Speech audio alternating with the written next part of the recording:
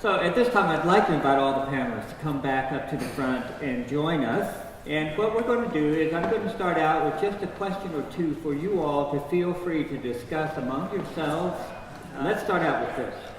Assemblywoman, you mentioned how there's a bottleneck when it comes to the local city councils.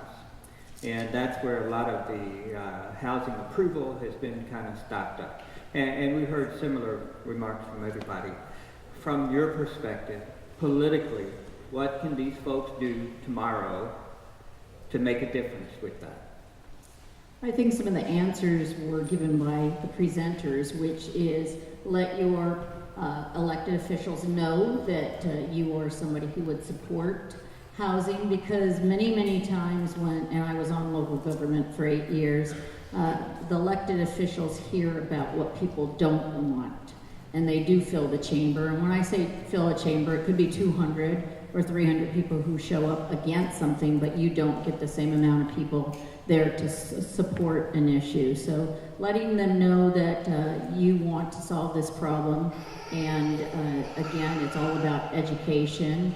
But also, I think the other side is making sure that business owners and others are part of the conversation, because sometimes they're talking to the council members and others behind the scenes. They might not show up, and understanding that if we can solve this, it's going to have an impact, a positive impact on their business. Okay, so two things, and anybody can jump in if you have something here, but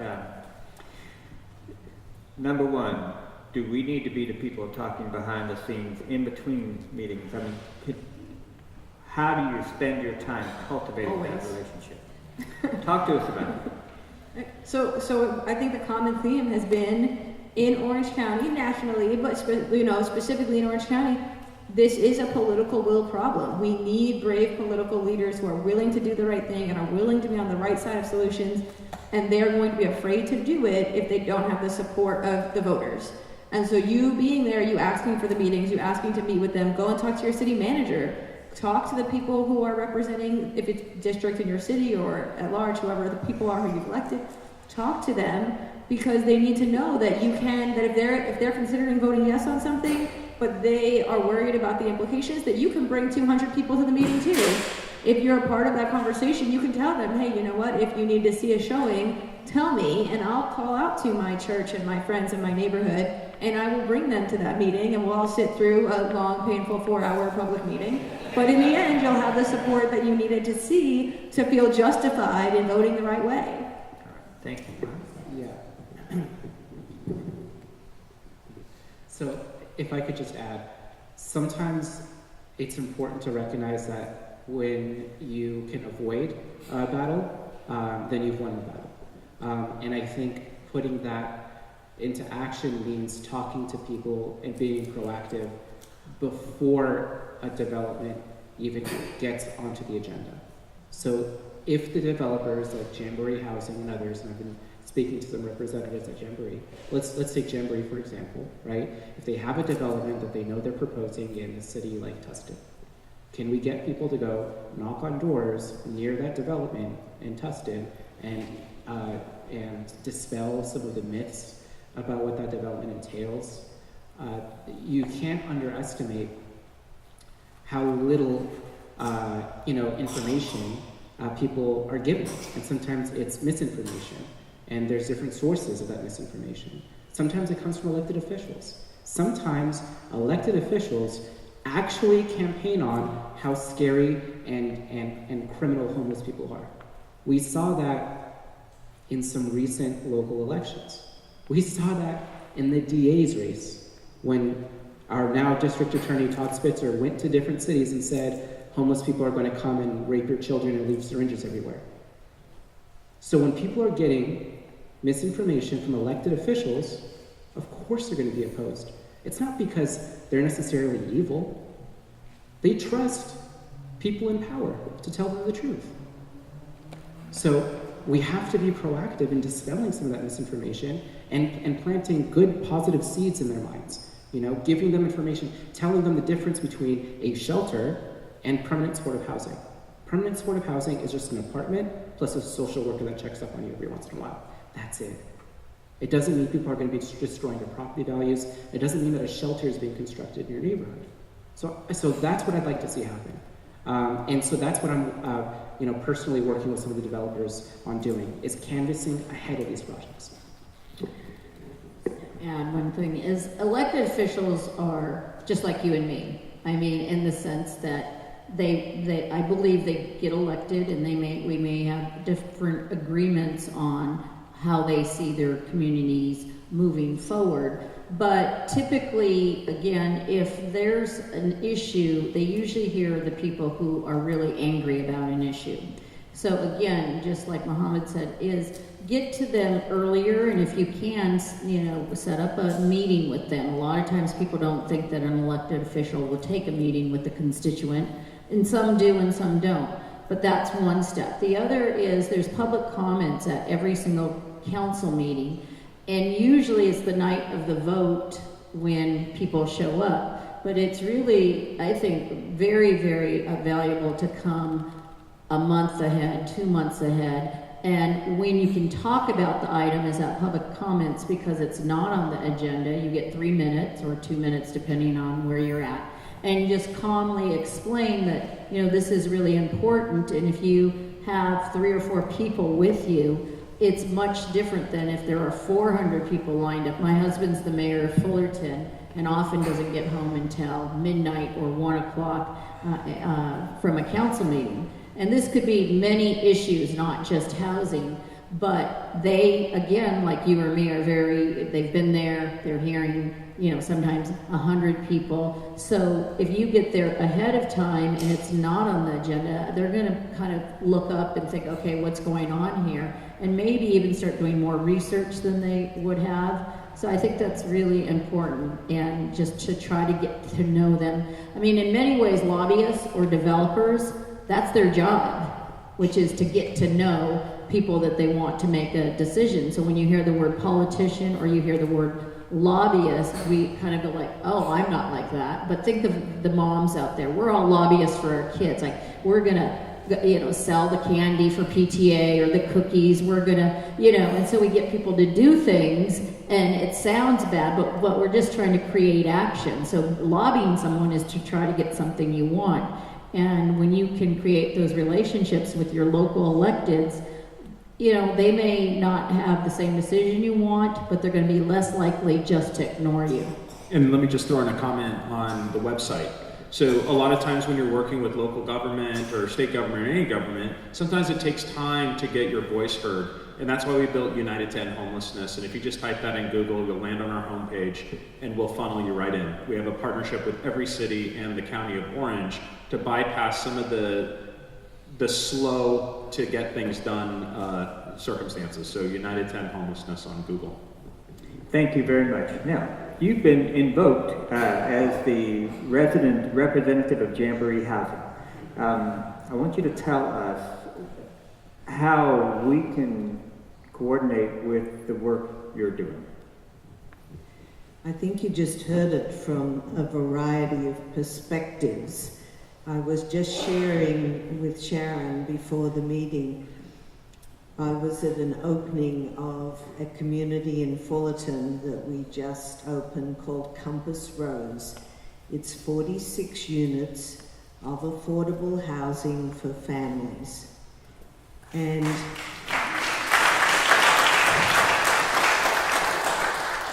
but my takeaway from that event, her husband Jesus, the mayor of Fullerton, was there, and he spoke about a conversation that he'd had with one of his students. He teaches middle school, and one of his students came in and was so excited that this person was going to get an apartment there. And that day we had a speaker who had just moved in, and I want to share a minute about this young woman, because she was a single mother and she'd been trying to get into affordable housing. She's an instructional aide in a school district, so a typical person who is living in what needs to be affordable housing. She said right before she got into this community, she was paying 80% of her income for rent. Think about that. And she's got children that she's raising on the remaining 20%. And she spoke about seeing a notice for this housing. And we had great support from the city and from the community on getting that housing to be a reality. It wasn't controversial, which is fortunate. But I think we need to do a better job of communicating about what this looks like. And her story was they had a video of her daughter as she moved in. They hadn't seen the apartment the day they moved in. And the daughter was so excited because they had a doorbell. She hadn't had a doorbell in her life. And her daughter moved in, and within a couple of days, 5 young kids from the neighborhood became her friends. This is the reality of what we're doing. She would have been homeless. Many people are homeless. So all of you heard the message. We have to communicate better. And from Jamboree's perspective, as we go forward, and I know Denise, our city council member from Anaheim, knows we build beautiful communities. We have to show it to people. We have to do a better job of communicating, using the website, using grassroots, using the strong voices that you hear up here when we go forward with a new community. Thank you.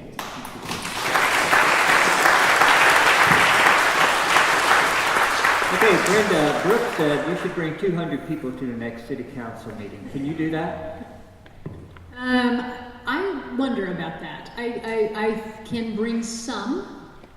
Part of the problem is getting the rest of the partners in San Clemente to also rally that many people. And at this point, we have a lot of pastors in San Clemente who go, I've got 2 or 3. But I think it's part of having to educate and let them know that all we're talking about is coming to say, I'm not opposed to it, I'm for it. And so I think we're still trying to break down barriers, at least in my community, of people who think, I can't get into this dogfight, you know?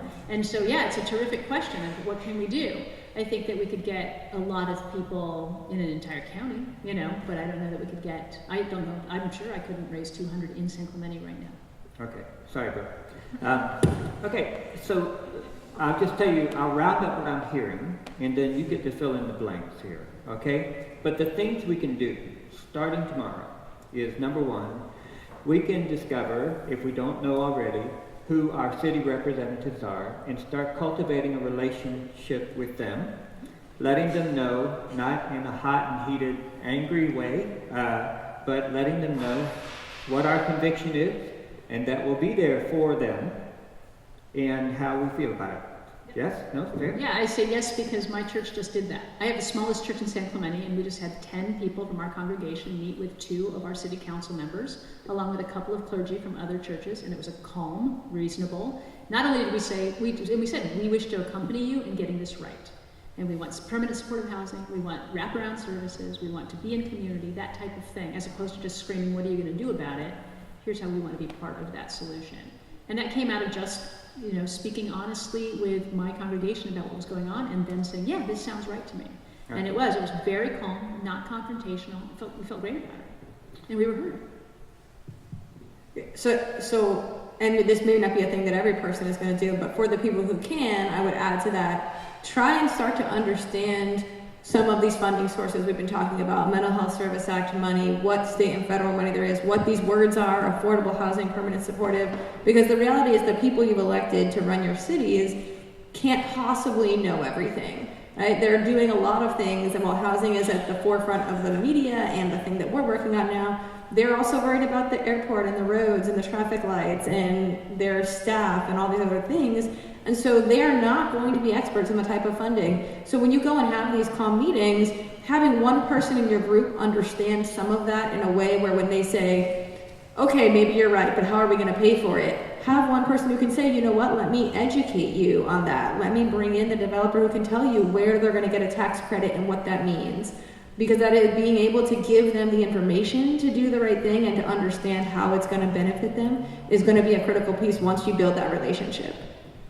All right, so in addition to reaching out to our city person and cultivating a relationship, we're educating ourselves as to what the resources are out there. So when we develop that relationship, if there's something they need to know, some area of hesitancy they have, we can become a resource person, right? And Mohammed, you said the second thing we can do tomorrow is start going around neighborhoods, perhaps a targeted neighborhood that might be affected by permanent supportive housing, or maybe our own neighborhood, and educating our neighbors. Can you follow up on that? Yeah, and I feel like advocates have a responsibility of leading those conversations and kind of like helping people navigate. So I really want to work on an individual level with anybody that's interested, and really sit down and talk about what city you live in and what challenges you're facing. And I want to make myself accessible to each of you. It's a real offer. Also, I would say just go. The Voice of OC, I think, is a very reputable news source. They have a lot of information on their site. Just searching the hashtag on their website of homelessness and learning about like the homelessness crisis as it's unfolded from if you want to start from the saga around the Sinan riverbed to some of the specific issues like Brooke mentioned, the Mental Health Services Act dollars, how that money's been hoarded by the County Board of Supervisors over many years. I mean, all of these issues that you can really delve into. It doesn't take a long time for you to really get a picture of the story of how our elected officials have handled or mishandled this crisis. Thank you. I think one of the things for me, as far as housing goes, it has been an evolution from when I was on council. I started actually in 2004, and I remember way back at that time, we couldn't even use the word affordable housing on my council. That was just a really like, what? You want to bring all these people in here? So over the last decade, there has been progress, and we have seen some affordable housing, but people get in their minds these big projects, maybe from LA or something like that, and some of the education is actually getting people out to see some of the projects that can be done extremely well, where people don't really even notice that in a neighborhood. But like I said, there's different types, sober living, and once you start kind of, in my world, investigating, because there's been so many questions, you start to see this door open and this door. And right now, as far as the county, the state is getting very aggressive about the county using their mental health funds, and if they don't use them, they're going to lose them. And we've been putting more and more pressure, but we're going to get to the point where they've had quite a large sum, about $250 million, that was supposed to be used within 3 years, and they have started to use it, but they have not used it all. So right now we have been talking to them directly that you're going to end up not only losing that money, but not having the opportunity to apply for other funding. So it is very critical, and I think, people think of their councils, but also think of the supervisors, because they are responsible for a lot of the decisions that go county-wide related to housing. 15 years later, you're saying rent control in public. Control. But actually, you didn't hear me say that. I said rent gouging. Rent stabilization. Or stabilization. But seriously, sometimes the way you describe an issue, before everybody slams the door on you, and believe me, as a politician, I've had many a door slammed on me, you kind of have to just get them to listen a little bit. But can I ask a question on the housing, the house parties, the United Homeless? Do you let individuals hold a house party that would be to educate people on homelessness? Yes, we do. We started off with organizations, churches, businesses, governments, and now we're going out to the general community. Anyone who has like a small group at a church, we have the curriculum to help get the message out and to enroll people. Well, I want to volunteer, because I know that it sounds like, okay, if you're working on policy, everybody around you should know about it, but that's not really the truth, because I don't sit down and talk to my family, my neighbors every single day about it. They want to talk about Game of Thrones that's on tonight, so I got to talk about you know what I'm saying? But being able, like the old, well, I shouldn't say old, but like the Tupperware parties and things like that, I think in those smaller settings, that is where you can do some convincing. I feel a pyramid scheme coming here for developing churches. Sinan, while you're talking, let me say this. I went to I live in Costa Mesa, and I tried to go to a council meeting, and I couldn't even park because I got there. I wasn't smart enough to get there early, and so I went home and I was streaming it, and I was part of the chat room on the side. You know, they say never read the comments, and you probably feel the same way about the chat room. I was just aghast at the claims people are making, right? So I did something that, frankly, was brilliant. I went over to 2 or 3 of my favorite sites online, including David Snow's the study that he helped to do for the cost of homelessness in Orange County. And I just copied the links over here on the side. And anytime someone made a wrong statement, I said, that's wrong, you should go here and read this. And I just threw that hot link right in there, right then. So they would have no excuse to continue being ignorant and mean. And that was just my little part. But I just don't know, is that a place for nuanced conversation? Is this part of how we change the rhetoric? Was I doing the right thing? Look, there's noise on the internet, fake news, all this garbage. That's the mainstream internet. It's unfortunate. However, we use the internet to focus on good news and finding good people to embrace around this issue that's very real for the best county in the world. Look at where we live. Look at this weather. Look at this church. Everything we have is as good as it gets. We have 6,860 homeless people in Orange County per the register. We have 3.9 million people in a $1 trillion economy. We cut past all that noise in those chat rooms and we focus on the issue. And we have the greatest leaders in this county as well. My job is to use the internet in a positive way to embrace folks in small communities, big communities, around the positive of placing these homeless people into housing. And quite honestly, with what we are offering the homeless community, it's incredible. It really is. To be homeless in Orange County is actually, look, you get housing, you get education, you get healthcare. These are wraparound services that the county's now moving forward, and landlords are saying, here, I'm gonna give you 2 apartments for my building. This is good news for Orange County, and it's gonna help our economy, it's gonna help our future. When it's realized. Yes, right. So, like, of course, it's going to be, you know, the grand scheme of things, more effective to do all the things we've already talked about. But talking to those loud voices, the people who are going to show up and scream no every time someone tries to do an evidence-based solution, there's going to be a few who you can't reason with because their perspective is it's just not fair and they deserve to die in the streets, or we should throw firecrackers at their tents. But the significant majority are the people who you can provide with evidence. So you can say, hey, look, it seems like you have incorrect information and maybe you won't join our team to fight for housing, but maybe you'll at least stop fighting against it if you had the right information. So I think all the forums where you're seeing in every topic, right, in housing and all of the other terrible things happening in the world right now, when you see public forums where people are saying really wrong things, you don't need to engage in a debate with them. No good comes of that, but just posting a link to where the evidence is, I think is always more likely to lead to evidence-based solutions. Thank you. Were you going to say something? Okay. All right, so here's the awkward thing I was going to ask. I'd like to see if there's someone out there who would stand up and say, I want to do something, I don't know what to do. Is there anybody in this room that feels that way? Thank you. And thank you so much. That's very courageous of you to do that. And I want you to remain standing for just a minute. I want, because I'm going to, okay, we've got 2. All right, thank you. Here's the awkward thing. I want you to tell them what to do tomorrow morning.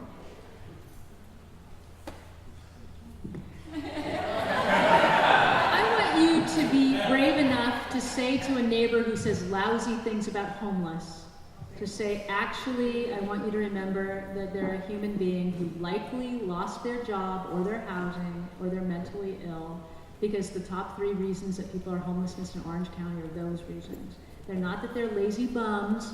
They've had horrible things happen to them. So it may not be tomorrow, but the next time somebody says something ignorant and cruel about homeless, you can say, actually, I've educated.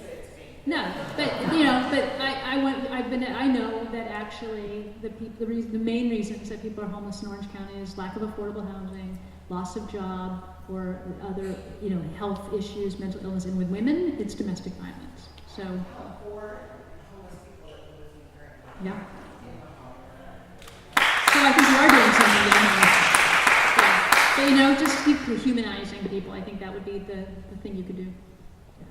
I think and especially if you are engaging with folks, that what we see, what causes the stereotypes and the responses we get is like the couple of people with really serious mental health conditions, or the group that does have so much hopelessness from so many years of being let down that they are using drugs in the streets and are not getting access to housing and treatment, even though we know we need the housing first. But for the significant majority, seniors, people who are employed but not making enough to pay rent, people who are on disability and would be totally fine if they had affordable housing, that the community doesn't see them. So if there are people who are comfortable engaging, who are experiencing homelessness, who are comfortable engaging, giving them the support to bring them to meetings, to let them be their own voice of the community, right? Because we can all come out here and be the voice of the community, and with litigation we do create space for their voice. But when you're interacting with people who are more typical homeless folks, right? People who are just not making enough to pay rent, if they're comfortable going out and speaking and they just want someone to go with them and hold their hand, take them to a city council meeting, take them to a board of supervisors meeting, let them tell their electeds the story of what happened to them and what they needed. We're trying to find them housing, and it's just not. Everybody's living what they can afford. There's 10 people that have a better resume than they do. So we've got one girl's working for my company just to get something on her resume. She's actually evaluated by people other than me, because she lives with me in Ohio. As to whether or not, what gets written on that resume, but there's just not options. And we've definitely proposed that the county really needs to not just hand out affordable housing and vouchers, but if they want solutions, the county needs to actually buy buildings and master lease them, because people who have bad credit, people who have no rental history, people who have a short work history, even with the subsidy, it is very hard to get landlords to take them. And the solution to that in many cases is get the county government to buy the buildings, or cities to buy the buildings and to rent them, and to let people build up a year of rental history before they need to move into the places where they need to be competitive applicants. I think Mohammed mentioned my brother, and my brother was named Billy, and I mentioned I had a large family, and he did die on the streets in Buena Park this last year, and he was actually seeking help from one of the providers that I think does a great job. And when I say that, he has a family. A lot of people assume that people on the streets don't have a family, or the family isn't interested. And yet my mother, who's almost 82, did everything possible. We had him housed at our house many times, but because he had a chronic alcohol disease, he, like others, would typically have a month where he did get disability, and it was about $850. And so typically at the beginning of the month he would be okay for about a week or two, and then little by little start to spiral down. The Illumination Foundation, where he was at, was really one of the only places that he stayed longer than typical. But one of the things that I saw firsthand over many years with him is navigating the entire mental health system when somebody has some type of chronic, whether it be illness or addiction, and many times that same person is interfacing with the law in and out of jail. So in his case, it would be being drunk in public. But then you'd have to go to a probation officer. Then you would have to possibly go to meet with the psychiatrist. But it wasn't just once. It would have to be 3 trips. Many times they don't have a car. My mom would be trying to take him down. We would try to do what we could, but many times he would go and then say, I'm not going to go anymore. And in this case, he always wanted a bike to get around. But just to sum up the story, they have relationships out on the homeless have relationships with each other, and he always said to the last moment, you know, we have to help those people, because he didn't always see himself as those people. But there was a little kitten that in the middle of the night he saw somebody dump it out of the car on a rainy night, and he took the kitten to my mother and said, you have to take care of this, and she did. But I think that was really, he always saw just like it was trash, like just go ahead and it's nothing. And I think that's what really sticks with me, is that he wanted to take care of things. And he always said, I want to work, I want to go back and maybe get a part-time job. But the addiction always seemed to be in a pattern, 2 or 3 weeks, maybe a month, maybe 2 months, where he'd be able to handle it. And then, you know, we wouldn't see him for 2 weeks and so forth. Thank you so much for sharing that. I'm sure it continues to be a hard story to access. Thank you for that candor. Thank you for your courage. Now, who has a question you would like to ask? Yes, Carl. Mark, from this distinguished panel, I wondered if we could get a better definition of homeless. For a lot of us, we're not really sure how many might be able to be employed, how many would stay in the homes. Could you help us a little there? So the definition of homeless is often driven by funding, or different sources of funding define homelessness differently. I think for most people who work in this realm, when you're not talking about funding reasons, homeless is people who do not have a safe place to go sleep today, people who don't have their own place with their own door that closes or with their family, but a safe place that they can reliably go back to every night, that is meant for a human to sleep in, that is indoors. So anyone who's living in their car, the students who are couch surfing, the seniors who really need assisted living, but the shelters won't take them because they can't do all their activities of daily living, and the nursing homes won't take them because they're not that sick yet. The folks with mental health conditions who are kind of in and out of a motel for the first 2 weeks of the month when their disability comes in, but then the street the second 2 weeks of the month. All of the working poor who are living in their cars and using storage units to change their clothes and gym memberships to shower and doing a fabulous job hiding the fact that they're homeless, but are still having all of the medical conditions that come from the chronic state of stress from being homeless and living in their car. So it really is anyone who doesn't have a safe place to go. In terms of who would take what, I don't believe there is anyone who wouldn't take housing. I've never met anyone who wouldn't take housing. And I think until, even to the extent you may go ask someone on the street, would you take housing, when they've been let down 15 times and they know you don't really have it, if they say no, it's more likely a survival mechanism than because they don't want housing. And so I think that until we have adequate housing and shelter and transitional housing, affordable, supportive housing for our community, for these people who are from Orange County and are in Orange County, it's really premature to even guess if there are those 1 or 2 people who really wouldn't take it, because we're just so far from that, right? Every bed we have in every shelter is full every night. We have people who are hopping shelter to shelter because it's not a housing first model, and because of their disabilities, they fail out of different programs. And so as long as we have this cycle of people desperately going from one program to another because we can't offer housing first, there's just no way to even start to talk about that one person who might someday turn down housing. I just want to add one thing on that. They don't want help anyways. Bex Hayhoe, who does the Homelessness 101, has a wonderful conversation about that, about take the thing that you're most ashamed of, and who would you tell the truth about that to? If your partner asks you, what would you say? If your clergy asks you, what would you say? If a police officer with a gun asks you, what would you say? If a social worker you've never met before asks you, what would you say? But also, anytime you hear they don't want help, immediately all of my responsibility is gone, right? Well, they don't want it, so I don't have to do anything. And so I think that's a very easy out, is, oh, they don't want help anyway. Thank you. Are there other questions? Yes, ma'am. Thank you, Pastor Mark. I want to share 2 things. I've loved these forums. It's really opened my eyes to so much that I just simply wasn't aware of.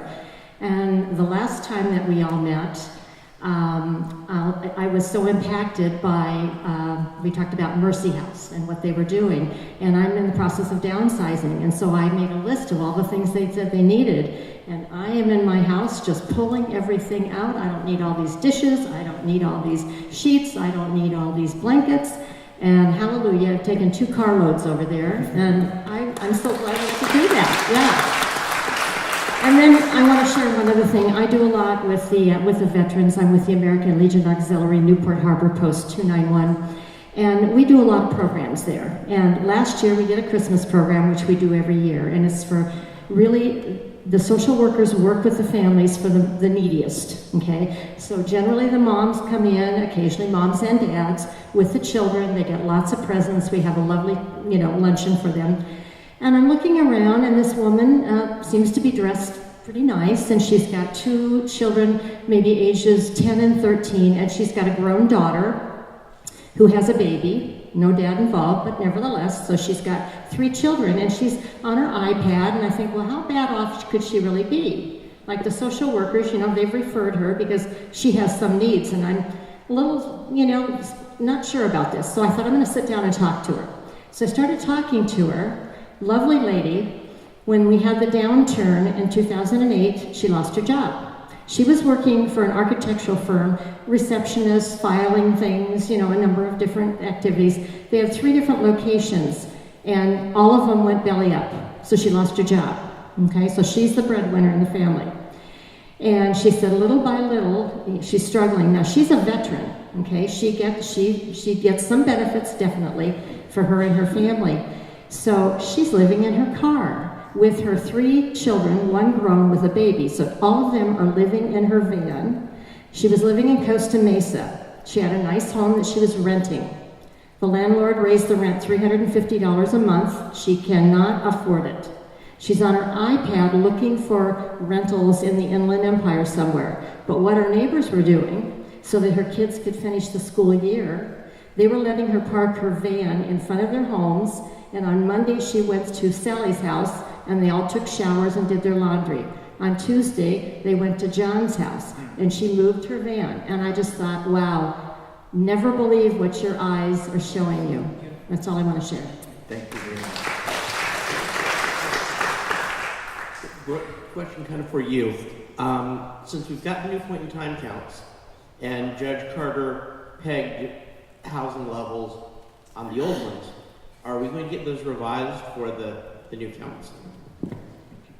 So the constitutional requirement and the requirement in all the settlements is that no one can be criminalized for unavoidable behavior. So these kind of, where should the city start, was before you reach some threshold, you can't even think about writing someone a ticket. After you reach this threshold, you can then look at that person and say, hey, do I have an available and appropriate bed? And if I do, have I offered it to you? Have I brought out a medical worker to do a clinical assessment and determine that it's appropriate? And so the number isn't necessarily, I don't know that, the settlements that are already signed, it's unlikely to change. It'll probably be higher in future settlements, but that doesn't mean that anyone outside that number could be ticketed or arrested or criminalized. It means that when the beds are full, and the city will need to consider bringing, and I think the cities know that, right? They're already looking at what are we going to do to either get housing so we can get people out of these shelters and use these beds as the short-term emergencies they were meant to be, or to increase the number of beds. When we have I think there's the county can tell you if it's accurate, but from what I've been able to gather, I think there's about 100 people in the courtyard shelter that the county runs, which for those who haven't been there, it's not a building with walls, it's a bus terminal with beds and no walls, no separation between men and women, no privacy of any sort, nowhere safe to lock up your stuff. And about 100 of the 450 or so people have been there over a year because there is no exit plan. So at the pace we're going, is one person maybe going to get a ticket one day? I suppose it's possible. But in the grand scheme of things, these cities are unlikely to be able to write anyone camping tickets anytime soon because we're just so far from meeting the need, and because every time they open a shelter, to their surprise, people come rushing to fill the beds. Because that's how this starts. It starts off with the city saying they don't want these beds, so okay, don't make us open a bed for everyone. But every time the beds are filled immediately, like days after the shelter opens. Thank you. We're going to have one more question, and then I'm going to turn it over to our executive director. So why don't we let you have it? My question is about social media influencing.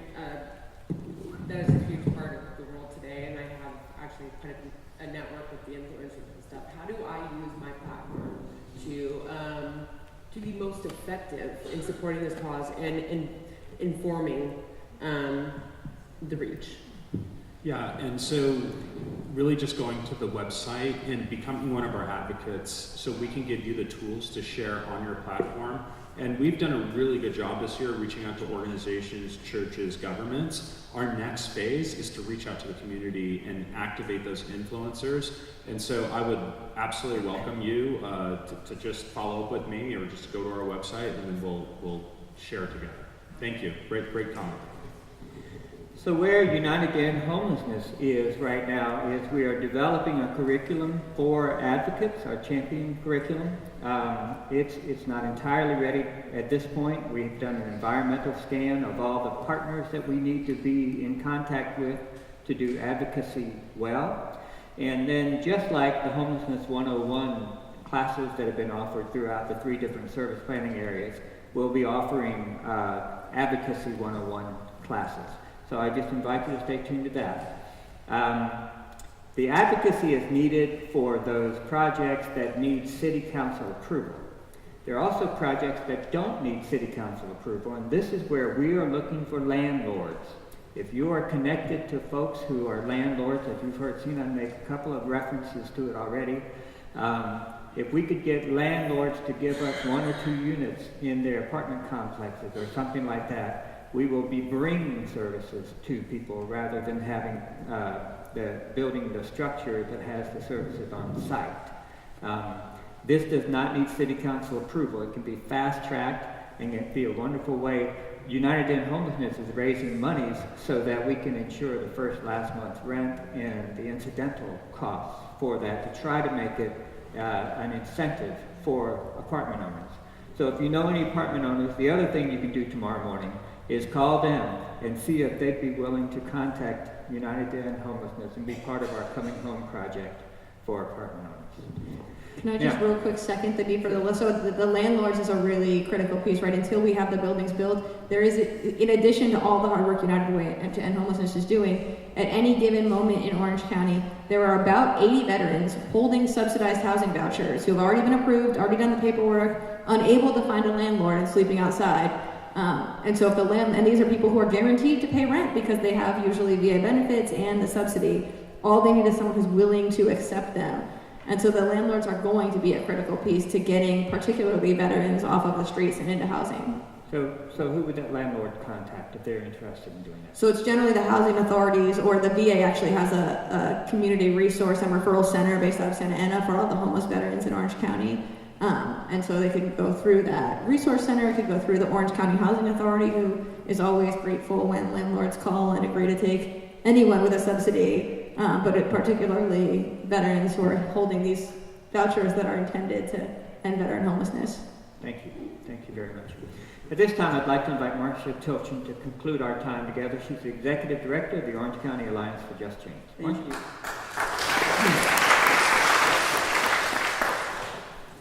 First of all, I want to thank all of you for attending this forum today.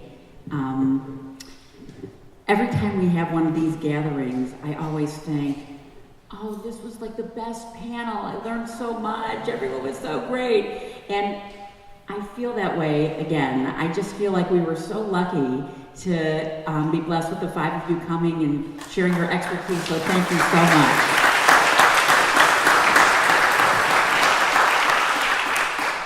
By the way, I do have a question for Mohammed, which I do want to know, which is, are you the only person we can call to help us learn how to advocate? Okay, I just wanted to say, no, because I know, but you are like a community organizer. Do you have other people that work with you? Well, yeah, I mean, the crux of my speech was how unimportant I actually am in this fight. I mean, there's so many more qualified people that are doing such good work. I mean, I deeply respect the work that the United Way, is doing with regards to their campaign. I guess All I'm trying to do is kind of be the conduit to other folks. Thank you. Especially if, again, on a personalized basis, if you, let's say, are living in Irvine, there are advocates in Irvine. There are great people like Felicity Figueroa who's in the audience who would say, hey, maybe talk to her, you know, about issues like going on in Irvine, right? Or like Dave Min, who's also here. There's institutions that, I mean, that's what you do as a community organizer is you identify those, those are in the community, you identify the institutions in the community that need to be influenced, you identify, what resources can be mobilized, who are the targets that you're trying to reach, that kind of a thing.